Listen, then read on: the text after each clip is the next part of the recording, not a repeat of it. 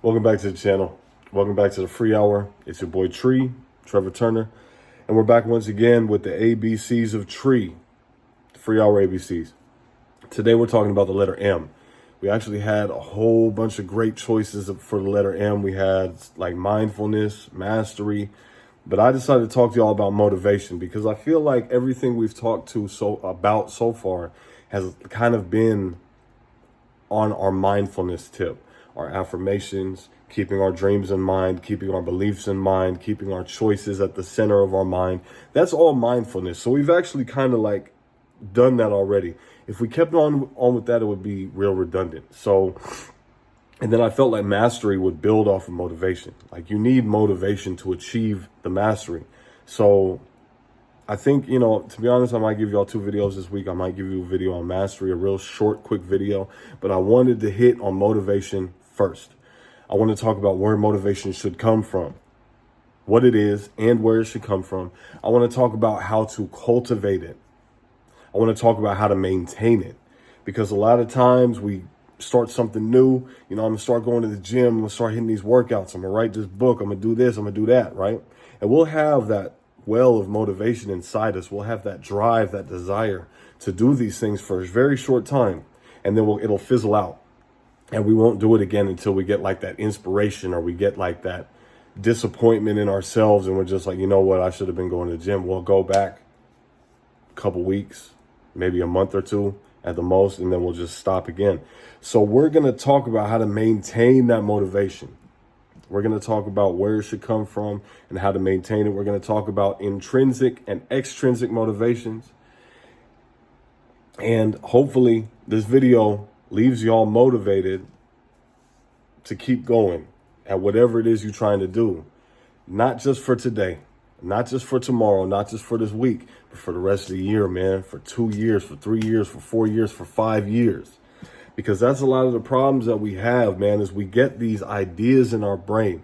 We get these desires in our minds and in our hearts, and we just give up on them way too easily. There was a story that Napoleon Hill talked about in his book, Think and Grow Rich. It's a very common story. It's about these men. They were on the East Coast. And mind you, back in the time that this was written back in the 30s. It was like right after the Great Depression, it started to really sink in and hit people. And it was also around the time, when stories of like people who went out west and struck gold and stuff were a big thing. Like those were legends. Like now it's those people who make these apps, or the tech companies, or the people who are hitting the stock market. Like these are our legends. The legends of those time, the financial legends of that time period, were the people who went out west and struck gold. There were these 2 men. They went out west. They struck gold. They had a surveyor check out this spot. They said, no, this is a good spot. You'll probably find something here. So they did their research. They came out with the right ideas. They did their research. They bought all the right equipment. They had all the right manpower. They had the right team. They had everything they needed. They struck gold. They brought that back to another geologist and said, you know what? This looks like it's going to be one of the richest veins I've ever seen. Y'all need to keep going, keep doing it. So they kept doing it. And then bringing up a cartload of gold, and all of a sudden it was a cartload of dirt. It was nothing. And they're just wondering what's going on. They bring up another cartload of dirt, and they're wondering like, what happened? Like we thought this was going to be the thing. Like we had experts saying that this was a good spot. We had another expert saying like this vein is very rich. We had all the team. We had all the people who were well versed in the local area saying like, nah, this is going to hit, right? And they saw that they weren't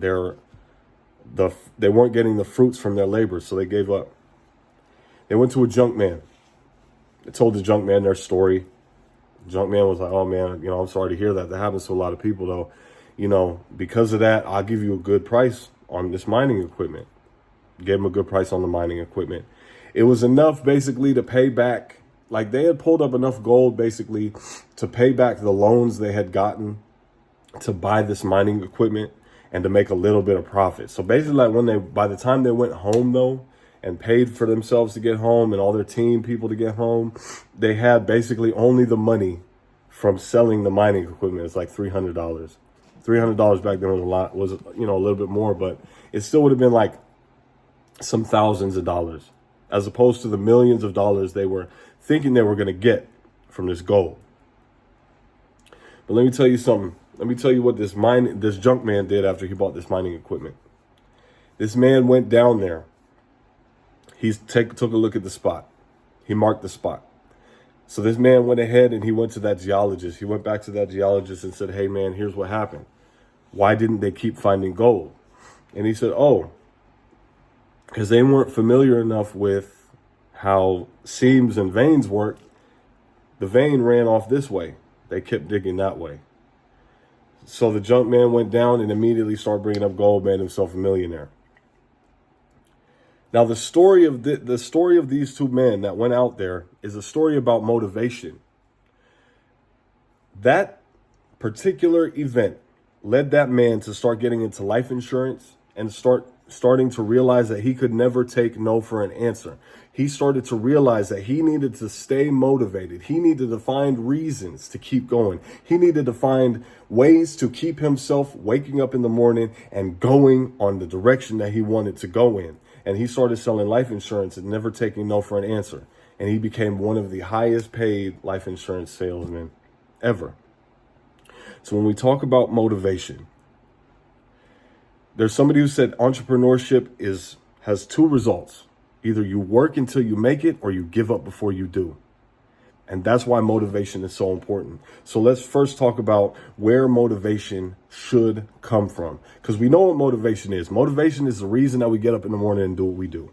Motivation is the reason that we still go to the gym. Motivation is the reason we get up at 4 a.m. and hit some abs or hit some legs or hit some burpees or hit some cardio or whatever the case before we shower to get to school or get to work.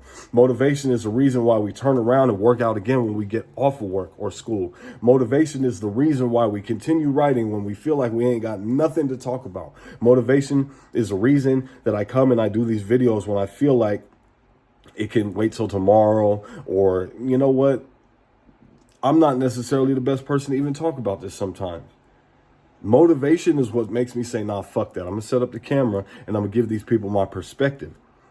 Because whether or not they've heard a million different motivational speeches, whether or not they've heard a million different ways to stay motivated, whether or not they've heard a million different people telling them to keep going and keep at it because you're almost there, they need to hear it one more time.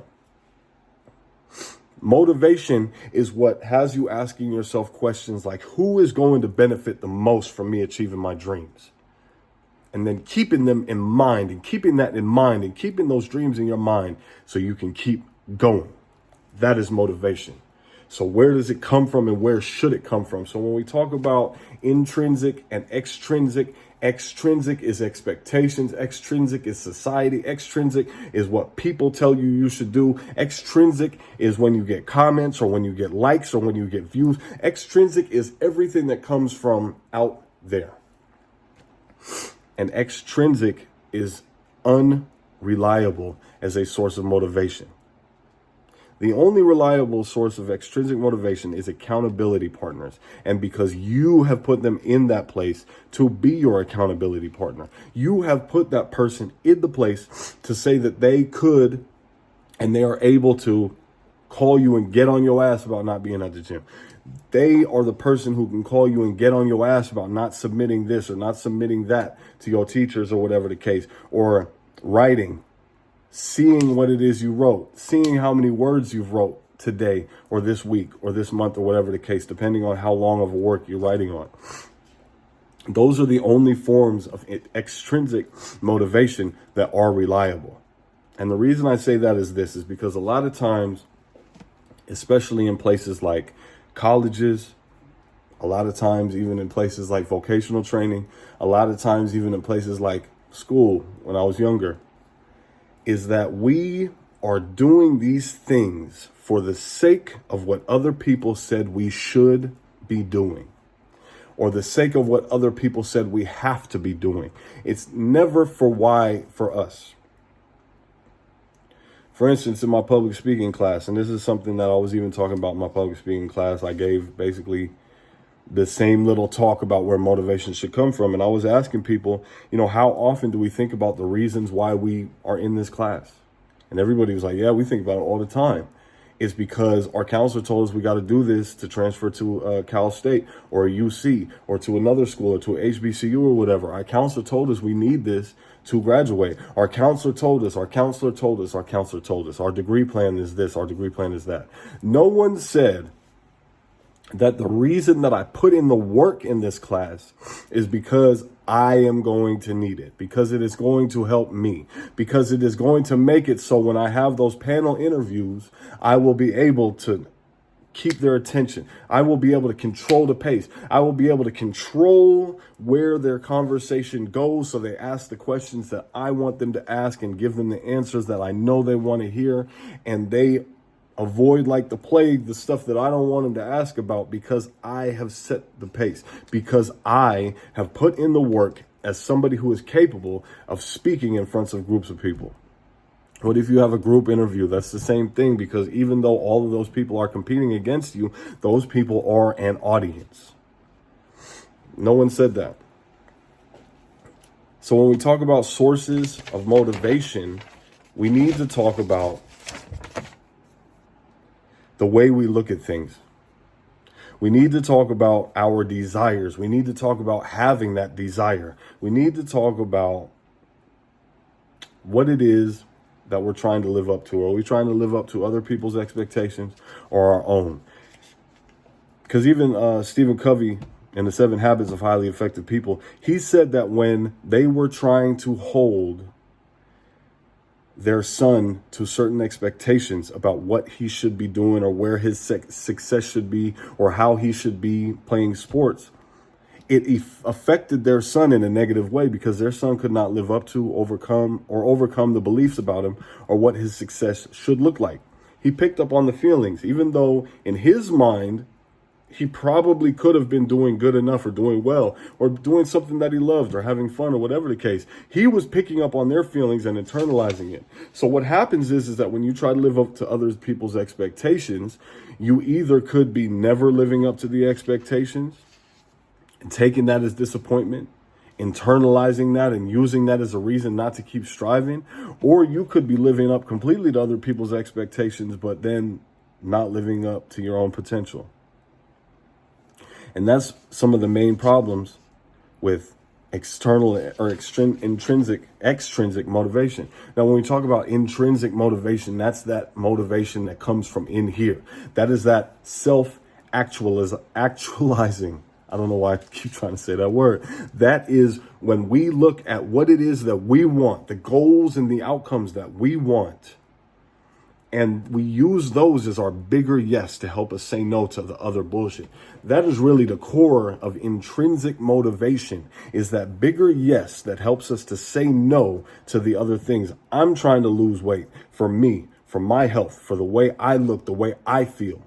So that helps me say no to eating that certain type of food that I know does not go well with the way my body looks. Some people can eat whatever they want and they never get that stuff around here, around the midsection. They never get that stuff around here, around their hips. They never get that, but we do. We eat that food and we get that. That bigger yes inside us, that motivation is what helps us to say no to those things. Motivation is not about really saying yes. It's about saying no. It's about saying no to resting and no to resting and yes to going to the gym. It's not just about saying yes to resting. It's about saying no to all of the shit that tries to get in the way of us doing what it is that we want to do that helps us to reach our goals. And the intrinsic motivation, that motivation that comes from within, that motivation that comes to help us shape our desires, is the strongest form of motivation, because motivation is a fire from within. If someone else tries to light that fire under you, chances are it will burn very, very briefly. So everything we've been leading up to now, when we're talking about affirmations and beliefs, and we've been talking about choices, and we've been talking about our dreams, we're talking about our desires, this all feeds into motivation. This all helps to shape our motivation. When we look at ourselves in the mirror in the morning and we say, no, we're going to achieve this. When we say, look at ourselves in the mirror in the morning and we say, no, this is our purpose. These are our goals. This is what I consider to be success. This is what I consider to be what I want and what my dreams are and what I am willing to risk it all for and what I'm willing to leave nothing on the table for. That is where we get our motivation. And even Abraham Lincoln, well, I don't know if it's Abraham Lincoln, but everybody says that he said this: whatever you are, be a good one. That's where the motivation comes from. It's not about what other people want us to do, what other people say we should do. Motivation should come from in here. Now, how do we maintain that inner motivation? Because we just talked about how to get it. It's through our dreams. It's through our purpose. It's through our goals. Now, how do we maintain that motivation? How do we maintain that drive? How do we maintain that idea to get up in the morning early as shit when we went to sleep late, working on something for work or for homework or for whatever the case? How do we get up in the morning? How do we get up out them covers when it's cold and get out there and work out or do a run or something in the middle of the winter? How do we do that? How do we maintain that motivation? It is through constant affirmations, constant visualization, constant reminders. We do things like journaling. We do things like mindfulness. We do constant inward looking on the things that we are trying to get to. If we are constantly thinking about where we want to go, it's easier to get up and make those steps towards that place. If we constantly hold these things in our mind until they become what Napoleon Hill calls a white heat, a white hot desire in here, then it is easier to work towards them. If we're saying, I feel like I kind of want to look better, I kind of want to lose a little bit of weight, I kind of feel like I might feel good if, I was able to it'd be kind of cool if I could, bench like 405 or whatever. It'd be kind of cool if I could squat like 400.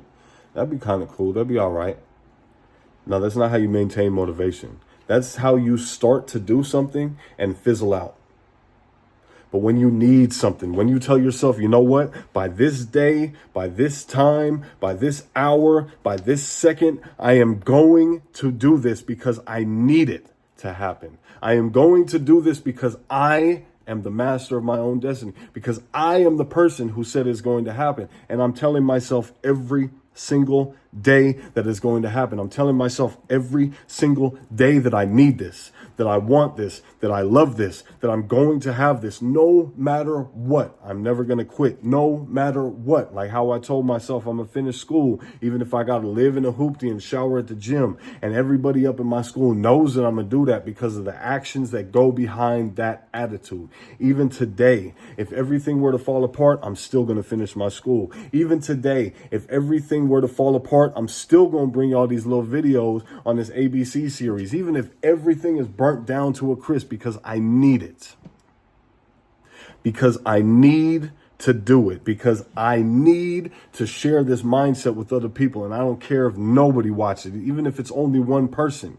I'm going to share and pour into that person everything that I've learned over the course of my incarceration, over the course of these 30 plus years on this earth, because I need it, because I love it, because I want it so bad. I want it more than anything else that I've ever wanted in my life.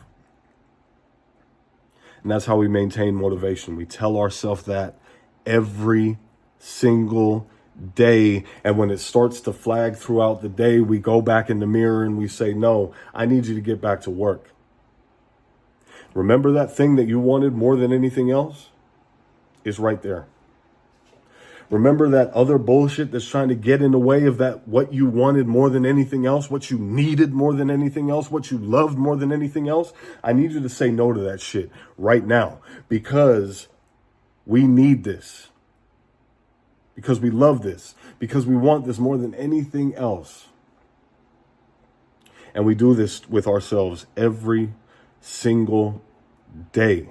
Once we have found our purpose and our purpose helped us to cultivate the initial motivation, and it cultivates that well and it actually builds that well within us to fill up with the motivation, now we have to constantly and consistently pour that motivation back into ourselves. And the way I do it is every single morning, I repeat to myself how I'm going to develop my self-confidence.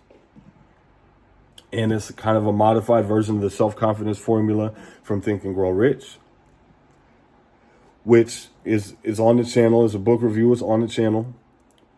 And I do my affirmations about where it is that I'm going to go. And yes, my affirmations include how much money I'm going to have. My affirmations include what I'm going to have materialistically. My affirmations also include gratitude for everything that I'm going to have at that time. My affirmations also include gratitude about everything that's not materialistic. My mind, my voice, the way I look, the way I feel, the fact that my body works, the fact that I was able to even get up at that time. I'm grateful for every day for the opportunity to work towards the things that I want. I'm knowing that these things aren't going to fall in my lap. And since I know they're not going to fall in my lap, I'm grateful for every day that I'm able to keep working towards getting that stuff. And I'm grateful for the fact that I desire those things now. I'm grateful for the fact that I was able to even change my mind. I'm grateful for everything. And that's how I start my day. And that's how I maintain that white heat, that white hot desire to go towards my purpose, because I'm grateful, so grateful for the fact I found it. A lot of us, we get our purpose. We're thankful and grateful that we have our purpose, that we know what we want to do in our life. And a lot of us let that fizzle out because we realize that our purpose is a job. And so many of us let it fizzle out because we realize that that purpose is a job to serve other people. And then we start like, oh, damn, like this wasn't even for me, really.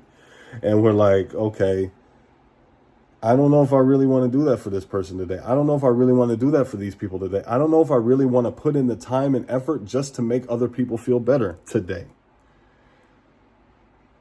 But when you have that, turn it around and you have that gratitude and you say, you know what? I'm so grateful for the fact I even know what my purpose is. And you say, you know what? I'm going to do this because I need to, because I have to, because I want to, because I love it, because I need it more than anything else I've ever needed in my life. Not because of anybody else or their expectations or what they said you should amount to or what they said you could amount to. It's just about you. That's how you maintain that motivation. And I want to talk to you about the last thing, about why it's so important, why this motivation is so important. I'm going to give you some facts that kind of prove, the outcomes of this motivation. So, a study by Emory University, it did a study with ex-offenders. And it said their control group, the ex-offenders who just got out and didn't really do shit, recidivism rates for ex-offenders is 70 to 85%.